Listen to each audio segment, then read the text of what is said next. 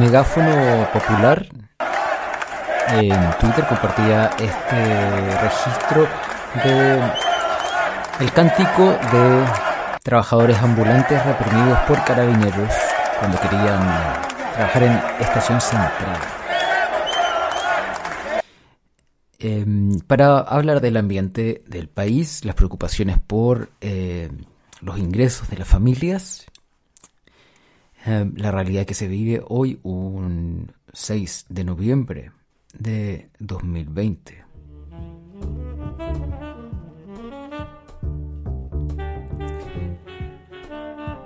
Y así partimos. Bienvenido a Informe Chile Diario, un registro social de los hechos políticos del país en días de pandemia, racismo y cambio climático para una sociedad independiente. Porque registrar es un acto de resistencia.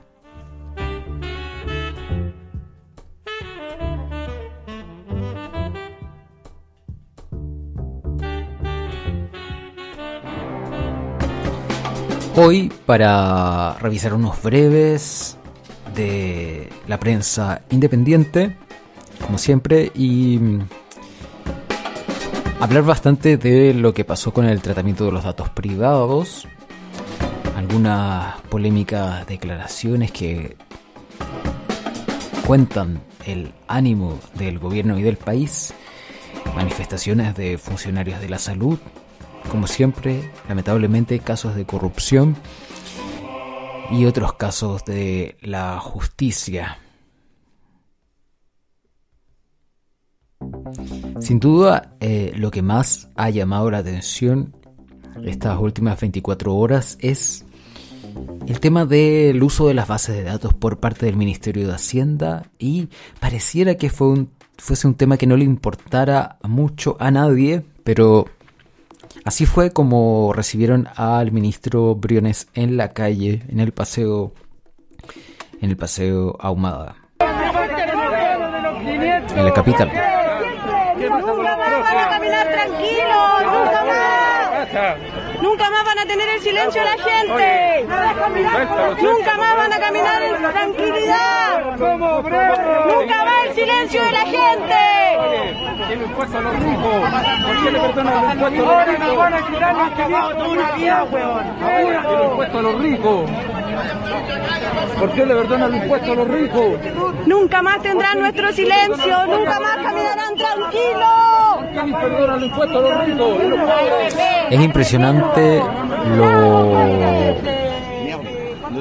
lo unificado y lo profundo de las demandas que se hacen en la calle al ministro, cuando siempre el argumento de este sector político era que la gente no estaba interesada en esos temas, que no le importaba el tema de los impuestos, de las FP, etcétera.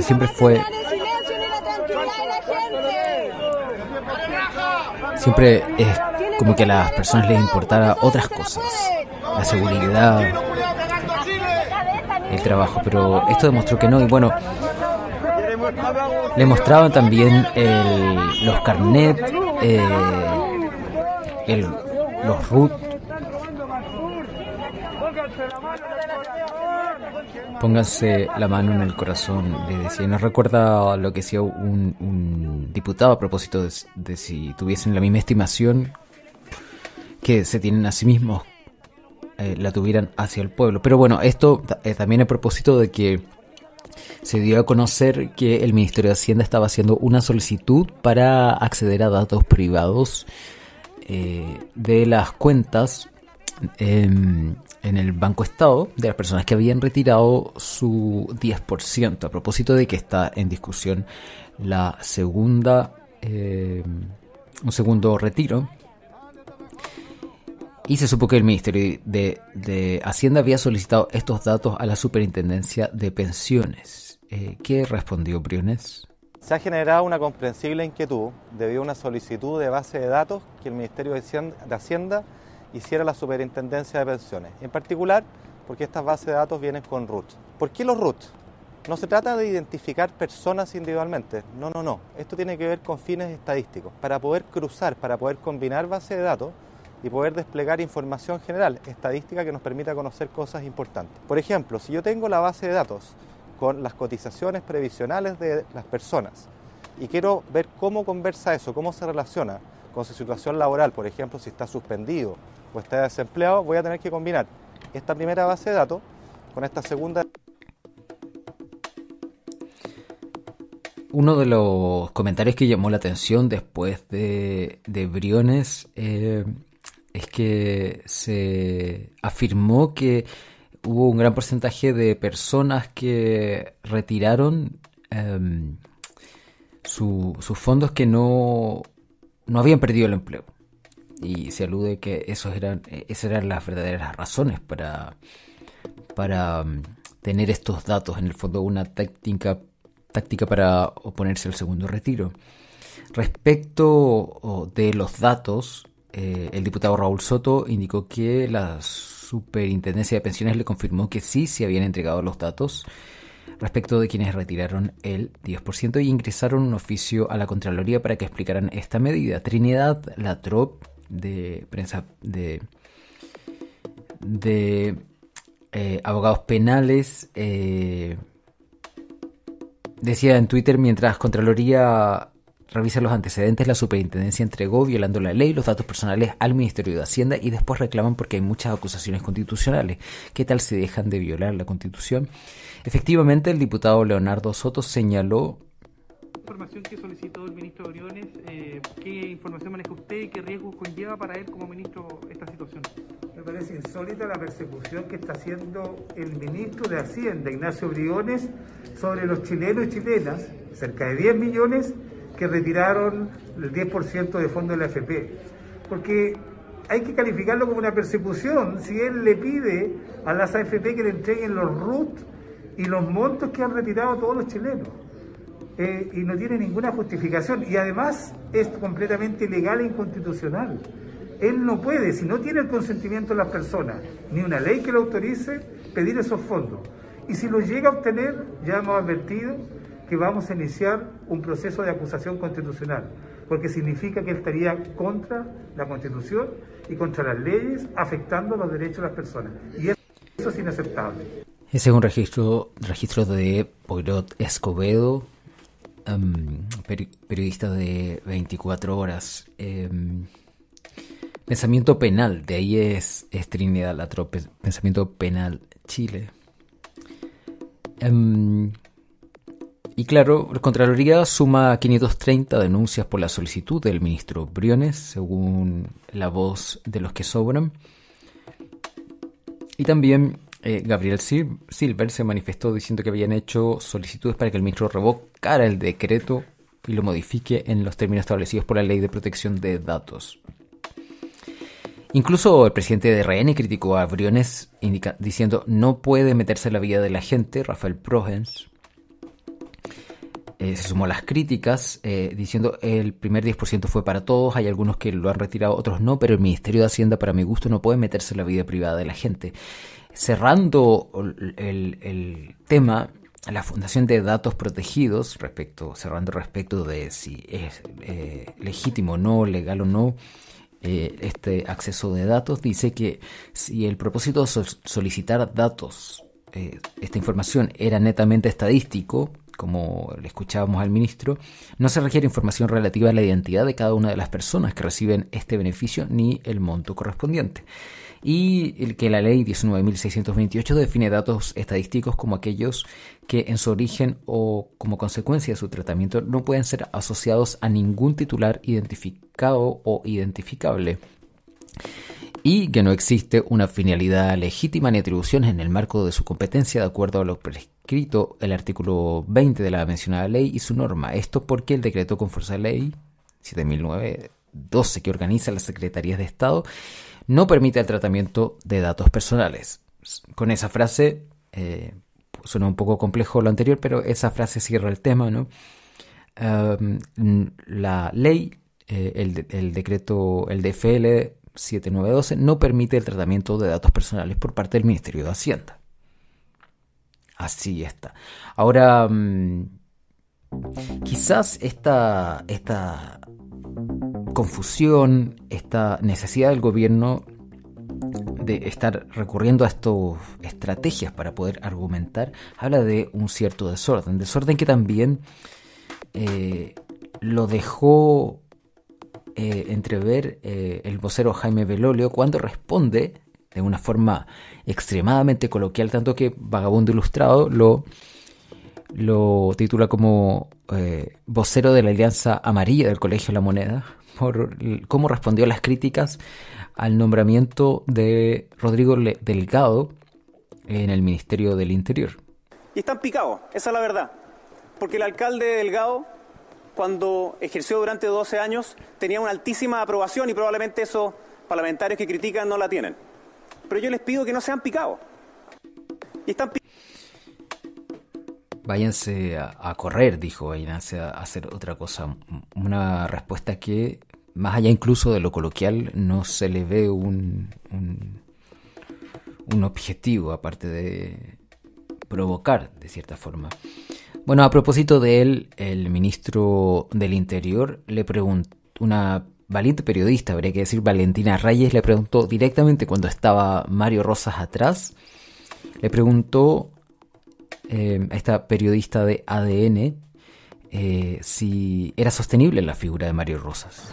Ministro, ¿es sostenible todavía la figura de Mario Rosas que está atrás suyo justamente en su cargo, considerando todo lo que ocurrió durante el estallido social, violaciones a los derechos humanos? También hubo peticiones de renuncia el día mismo que surgieron de la oposición. ¿Usted cree que es sostenible eso? Usted que ha estado por el apruebo también y que estuvo también condenando las violaciones a los derechos humanos ocurridas en el estallido social. Le insisto, esta fue una reunión protocolar con los altos mandos de ambas instituciones. No es el momento de responder esa pregunta y le pediría que eso lo pudiésemos conversar cuando corresponda. Bueno, llama la atención nuevamente porque siempre se alude a que estas solicitudes no son mayoritarias ni representativas del interés de la ciudadanía, pero también se dio la curiosidad que ayer conocimos este registro que comparte la cuenta Chilevisión con ese. Generales, yo le pregunto al Sebastián Piñera, al ministro del Interior Delgado, ¿es necesario seguir manteniendo una institución con 43 generales que están abusando del erario nacional? Falta valentía acá, esta institución de Carabineros lleva 93 años. Este es un caballero, un hombre de sobre 50 o 60 años quizás, con un parlante en una de las veredas junto a la Moneda, una vereda cerca de la Plaza de la Constitución, voceando estas palabras en contra del director general de Carabineros. Por lo tanto, la pregunta que hacía la periodista era pertinente y la venimos haciendo todos hace tiempo. Ahora, ¿por qué? También por esto que escuchamos ayer.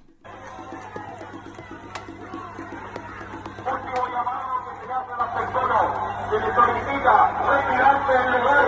Esta manifestación es ilegal.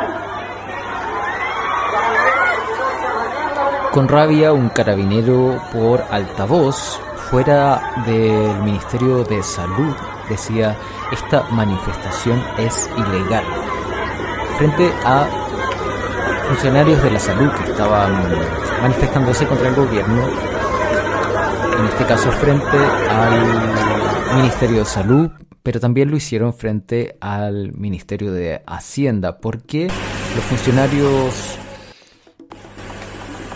de salud pública y sus representantes, dirigentes de este llamado GS7, 7 gremios, han esperado durante 8 meses apoyo por parte del gobierno y una respuesta sólida ante sus demandas. No obstante, a pesar de la pandemia por COVID-19 y el tiempo transcurrido, el diálogo no ha sido suficiente para obtener contestación.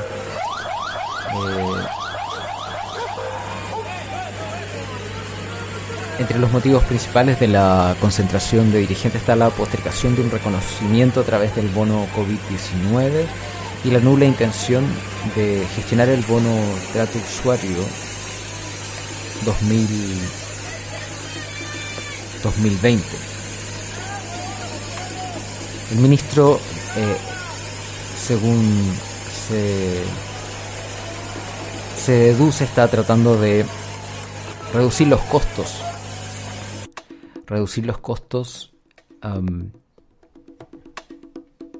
evitando entregar estos bonos que no se pueden cumplir debido a que todo el personal de salud estuvo dedicado a el tema del COVID. Este es un informe que entrega el periódico Crónica Digital.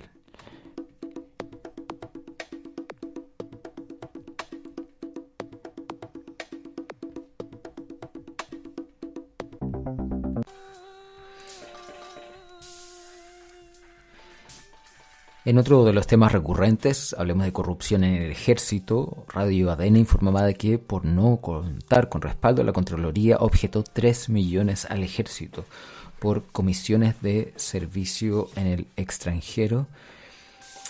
Se remitieron estos antecedentes al Ministerio Público tras una auditoría donde se objetaron pagos por 3.192.094 dólares. 3 millones de dólares, nada más y nada menos, que no contaban con antecedentes de respaldo entre el 2016 y el 2018. Además, se comprobó un exceso de pago de asignaciones por cambio de residencia por un monto de 12 millones de pesos. Sigue la corrupción en el ejército.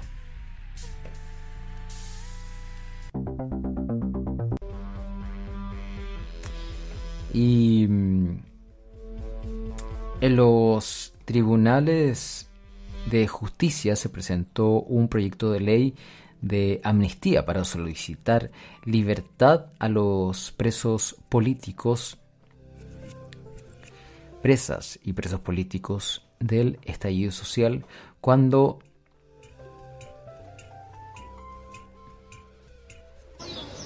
en Antofagasta la Izquierda Diario contaba de este registro de familiares de los presos políticos de la revuelta que exigen libertad inmediata para los jóvenes, una situación que no solo se da en Antofagasta, también en otras partes del país.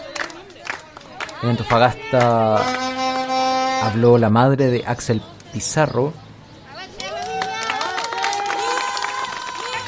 Yo soy la mamá de Axel Pizarro. Ya me da pena hablar.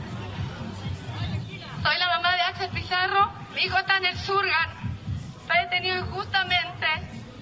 Pido la ayuda a todos para que apoyemos a todos y a todas las mamás y familias como la de nosotros, como la mamá de muchos niños que están acá apoyando porque están injustamente presos los chiquillos por luchar por un país mejor. Por favor, también estoy solidarizando con las mamás que no han podido ver a sus hijos que están en las cárceles. Yo sé que es muy difícil y lamento mucho lo que están pasando ellas. Gracias a Dios yo pude ver a mi hijo manteniendo la distancia y tocar sus manos. Pero nada más, mi hijo está mal.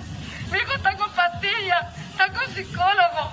Yo estoy desesperada. Me dice, mamá, ¿por qué sigo aquí si yo no he hecho nada malo? Tengo a mis testigos, pero para ellos no es suficiente. No sé qué quieren. Pido por favor a toda la gente que está aquí que los que estaban en la marcha no son unos delincuentes. Ellos solamente marchan por un país y un futuro mejor para sus hermanos, para sus abuelos y para sus padres. Muchas gracias.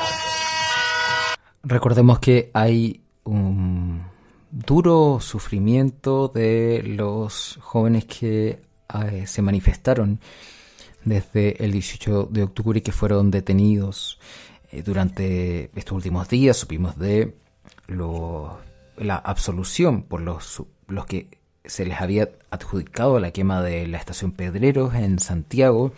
Supimos de otro joven que trató de quitarse la vida. Y como cuenta esta madre,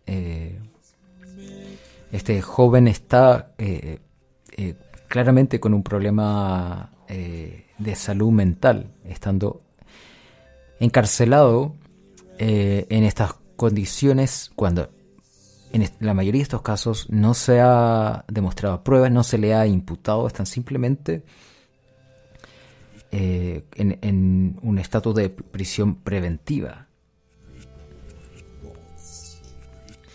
Sin embargo, el gobierno rechazó la idea de promover una ley de amnistía en favor de los detenidos de las protestas, según cuenta El Mostrador.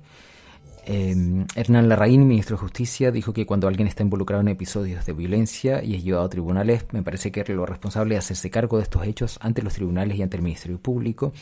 Y Jaime Belolio dijo que esta propuesta lo que permite es la impunidad frente a la violencia y por supuesto que esto no puede ser parte de un Estado de Derecho. No es posible quienes hayan atentado contra la vida de carabineros lanzándole bombas Molotov, quienes hayan atentado, destruido centros públicos, que hayan saqueado, destruido el metro, algunos que pretenden que queden en la totalidad impunidad.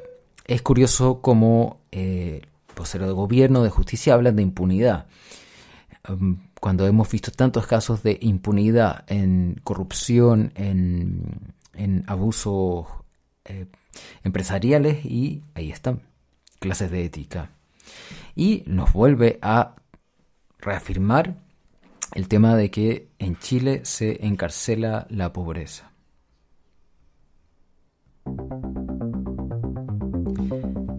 En temas de economía de los hogares, la Comisión de Constitución de la Cámara despachó el proyecto de ley del segundo retiro del 10%. Tras 3 días de debate, se aprobó la posibilidad del reintegro del monto retirado mediante una cotización voluntaria adicional de un 5%, y lo que será puede ser suspendido, descontinuado por el propio afiliado. También se respaldó que los fondos constituyan renta, excepto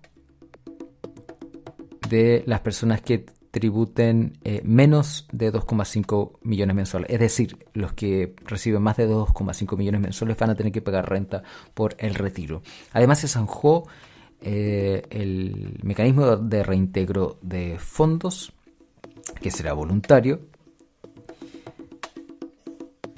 y se dio también una polémica en estos últimos esfuerzos del gobierno por impedirlo, y en la voz de Sebastián Torrealba.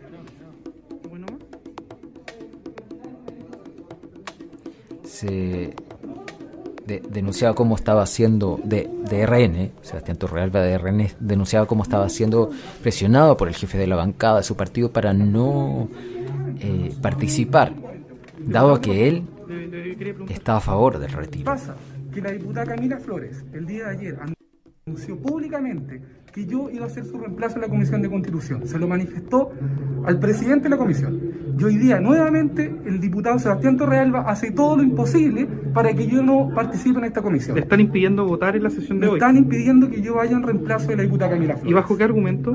Supuestamente porque yo estoy en contra de algunas indicaciones. Ni siquiera saben cómo voy a votar, pero se están negando a que yo participe en la comisión. ¿Qué intención de fondo ve detrás de esto? Lo mismo que el primer retiro. Sebastián Torrealba ha sido el peor jefe de bancada que hemos tenido. No respeta a sus militantes, no me respeta a mí como parlamentario. Me prohíbe que yo vaya a una comisión en la cual la diputada Camila Flores autorizó públicamente que yo participara. De nuevo se deja en evidencia el desorden de la coalición gobernante y los esfuerzos últimos para evitar este retiro de los fondos de las personas. Y en una noticia de análisis después del plebiscito, se supo que los aportes y gastos, en el sentido de balances del plebiscito, los aportes y los gastos, fueron las organizaciones vinculadas a la APRA y a Axel Kaiser las que más dinero recibieron. Esto lo informó El Desconcierto. Fueron 888 transferencias de dinero a las campañas del rechazo, 46% fueron para el rechazo, 38% para el apruebo y 15% para la Convención Constitucional. 3/4 partes del total de los recursos se repartieron entre 32 organizaciones civiles y 11 partidos políticos. Se destinaron a la campaña del rechazo. 3/4 partes a la campaña del rechazo. más de 400 millones de pesos desembolsaron los grandes empresarios de la derecha y partidarios del rechazo para la campaña del plebiscito. El 76% de los recursos fueron para el rechazo. Entre los principales financistas está María Teresa Matetti, quien aportó 14 millones a través de la Fundación Jaime Guzmán, y los hermanos Luz y Víctor Manuel Avilés Hernández, hijos del ex abogado de la DINA y de la Fundación SEMA, Víctor Manuel Avilés, quienes donaron 24,4 millones entre ambos. Y entre las organizaciones destacan dos vinculadas al APRA y a Axel Kaiser, quienes fueron las que más aportes recibieron para gestionar la campaña. Se invirtió en propaganda para mantener la constitución heredera de la dictadura.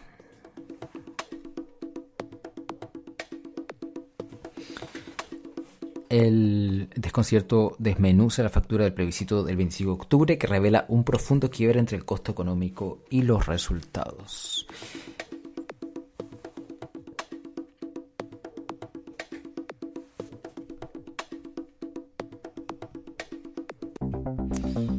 En otro breve,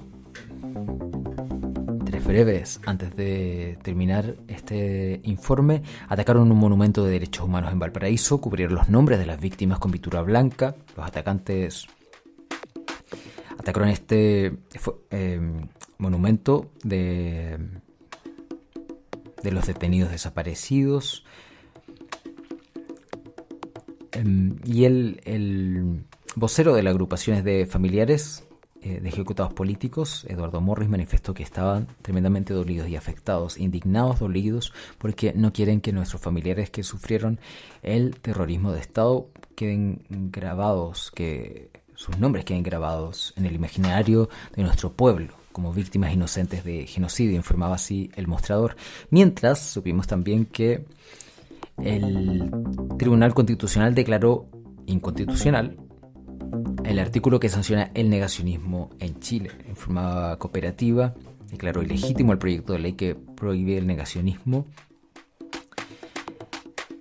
Respecto de los abusos y crímenes de la dictadura de Augusto Pinochet, dejó en interrogante la discusión de la norma que estaba a la espera de aprobarse en el Senado. Tras el requerimiento de Chile Vamos, el Pleno del Tribunal Constitucional acogió por voto de mayoría las tres impugnaciones presentadas. La primera acusa vicio constitucional por no haber sido votado con quórum calificado. El segundo se desvinculó de sus ideas matrices sobre tipificación de los discursos de odio. Y la tercera cuestión, la más criticada por la derecha, era que la propuesta supuestamente vulnera la garantía fundamental de la libertad de expresión. Carmen Hertz respondió diciendo que la libertad de expresión tiene límites y entre ellos está la dignidad y la honra de las personas. Y por último, la Corte de Apelaciones de Santiago condenó a 15 años y un día de presidio a ex agentes del Ejército y la PDI en una resolución inédita donde se aplicó la perspectiva de género en un caso de violación a los derechos humanos cometidos durante la dictadura cívico-militar, informaba Resumen.cl. Esta es una resolución inédita. Por primera vez en un fallo de causas de derechos humanos, el ministro Mario Carroza aplicó la perspectiva de género al condenar a los responsables. La gravedad y la naturaleza de los delitos llevan a resolver los casos ocurridos en el cuartel secreto de la DINA, Venda Sexy, con una perspectiva de género, ya que ellos constituyen una forma de violencia contra la mujer y un incumplimiento a los estándares internacionales en temas de género, afirmó el ministro en visita en esta resolución, que sienta un precedente respecto de estos hechos en la dictadura, estos abusos, estas violaciones a los derechos humanos. En este caso, en este centro tristemente célebre, Venda Sexy, que funcionó entre el 74 y el 75, al menos.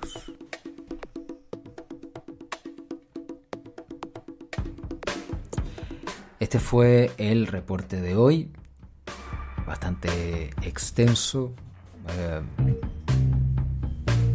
hasta el lunes probablemente. Hasta el 6 de noviembre, la tarde del 6 de noviembre de 2020, te habla el periodista Gerardo Felipe Herrera. Si llegaste hasta acá, muchas gracias.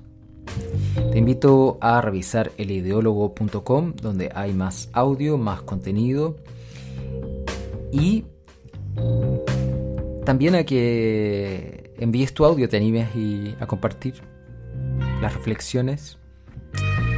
El más 569-4739-27, voy a dejarlo en los comentarios. Y nos vemos. Muchas gracias por estar acá.